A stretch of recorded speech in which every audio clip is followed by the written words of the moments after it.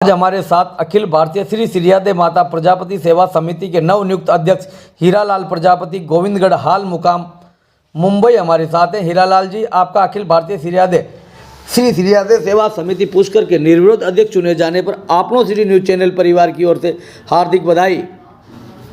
अध्यक्ष महोदय, 30 सालों से आप निरंतर मुंबई प्रजापति समाज के अध्यक्ष पद पर सेवा देने के साथ ही आज आपको अखिल भारतीय श्री सिरियादे प्रजापति सेवा समिति के अध्यक्ष पर निर्विरोध चुन लिया गया है। शारीवाल जी, आप यहाँ किस प्रकार काम करेंगे और आपकी आगे की क्या योजना है? पहले तो मैं सिरादे माता की जय बोलना चाहता हूँ। जय सिरादे माता की जय हो।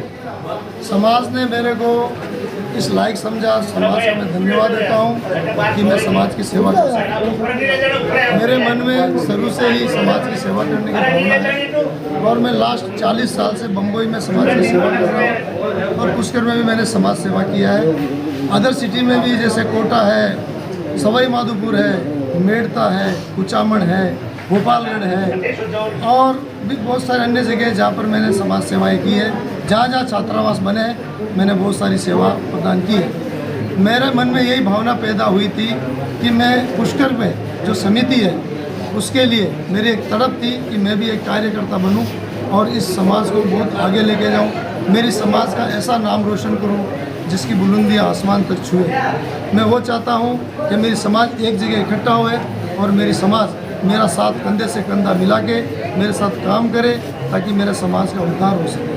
यही मेरा एक विज़न था और विज़न आज पूरी समाज मेरा विज़न और समाज का विज़न वो साकार करने जा रहे हैं। इसके लिए मैं धन्यवाद देता हूँ। अध्यक्ष महोदय, आप महानगर में लंबे समय से समाज के अध्यक्ष बनकर और इस पुष्कर समिति में भी आपने बहुत बड़ा आपका सहयोग रहा है, तो वहाँ का एक किस प्रकार की आपकी सेवाएं और आपके अनुभव की कुछ जानकारी हमें बताएं। ऐसा है कि मुंबई में मैंने 40 साल पहले संस्था का निर्माण किया था।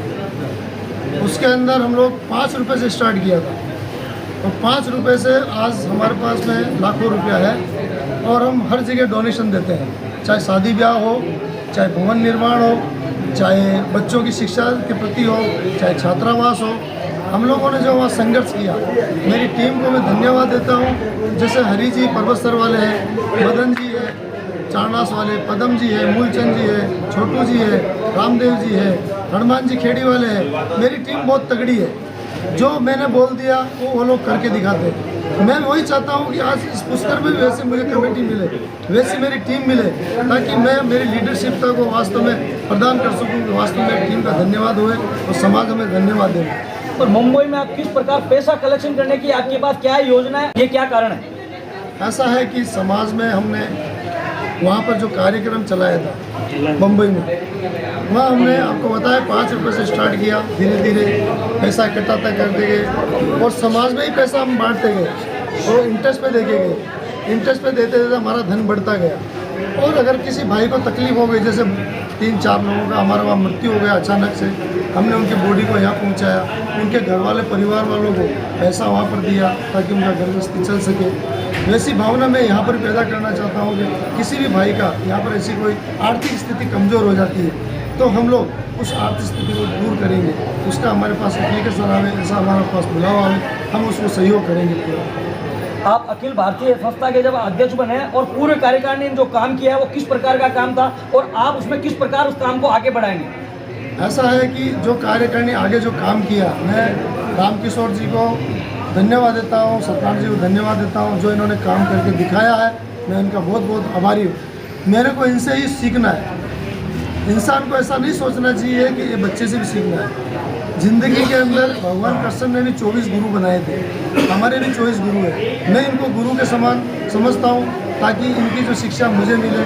हमारे जो पुराने कमेटी के मेंबर सलाहकार जो थे, जैसे पूनालाल जी पोटर है, शंकर लाल जी है, जीतमल जी है, उनके पच्चीनों पे चलते हुए मैं कैसे काम करूँ, उनसे सलाह लेके काम करूँगा ताकि मैं आगे बढ़ सकूँ। आपने कहा कि मैं भी ऐसी मेरे मन में थी कि मैं इस कार्यकारिणी का मेंबर बनकर समाज की सेवा करूं और आज समाज ने आपके सिर पर जो ताज रखा है उसके बाद आप मन में क्या महसूस कर रहे हैं? मेरे को बहुत बड़ा गर्व है कि आज समाज ने, मैं एक छोटा सा गरीब बच्चा था, उसको मेरे को आज से धार्य कर दिया। अभी मेरे को वो करके दिखाना है कि मुझे समाज की इज्जत रख सकूँ। मेरे में मुझे वो आशीर्वाद चाहिए समाज का ताकि मैं आपका कार्य में सफल सफलता प्राप्त कर सकूं और इससे भी ज़्यादा बढ़ के और काम मैं कर सकूं। मुझे आपकी शक्ति चाहिए, समाज की शक्ति चाहिए। मैं बिना समाज की शक्ति से आगे नहीं बढ़ पाऊंगा, क्योंकि समाज ही मेरी शक्ति है। आप लंबे समय से संस्था से जुड़े हुए हैं, इस संस्था में किस प्रकार के क्या बदलाव होने चाहिए? बदलाव बहुत सारे हैं, जैसे शिक्षा, सबसे पहले शिक्षा है। शिक्षा के अंदर हमारी समाज बहुत सारी जगह छात्रावास बना रही है, उसमें मैंने भी सहयोग दिया जगह जगह। छात्रावास में बाद में लोगों को प्रोत्साहन करना, बच्चों को जैसे पढ़ाई के अंदर कितना परसेंटेज आ रहा है उसको प्रोत्साहन देना, प्लस उसकी व्यवस्था करना।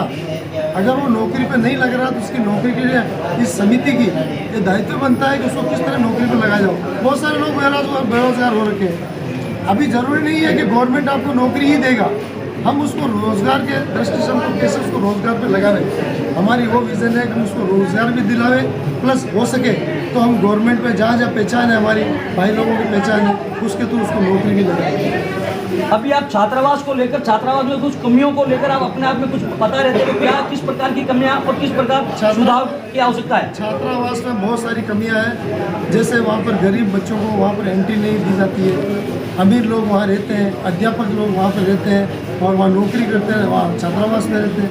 ये गलत धारणा है।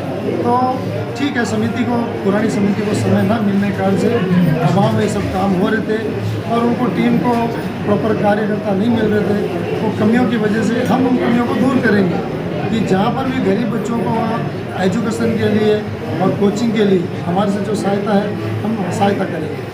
आज आपने सबसे बड़ी घोषणा 21 लाख की जो घोषणा की है, उसका किस प्रकार आप सदुपयोग करेंगे और आगे की क्या योजना है? सबसे पहले तो हम लोग कृषि भूमि में ही पैसा लगाएंगे।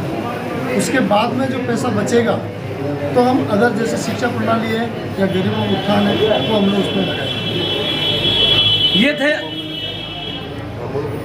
ये थे हमारे नवनियुक्त राष्ट्रीय अध्यक्ष हीरालाल जी प्रजापति, जिन्होंने 21 लाख की घोषणा के साथ अपनी आगामी योजनाओं को समाज के बीच में रखा।